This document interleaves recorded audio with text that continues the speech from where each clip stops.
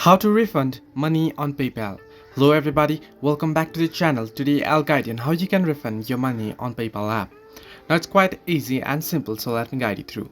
First, what you want to do is open up the PayPal app and make sure you're logged into your account. Now, once you're logged in, you'll get an interface like this. Now here currently, I'm having issue with the app. As you can see, I have to access I don't have access to certain features here right now, but I'll be able to show you how you can refund your money, so I'll just show it. What you want to do, once you open up, you'll get an interface like this. What you want to do is head on to the wallet option that you can see at the bottom of your screen. At the bottom right corner, you can see the wallet option. Simply tap on it and you'll be headed into wallet. Now next, what you want to do is head into the activity option here, and here you can read all your payments and purchases in one place. Now all the payments and purchases that you have made, you'll be able to access it here.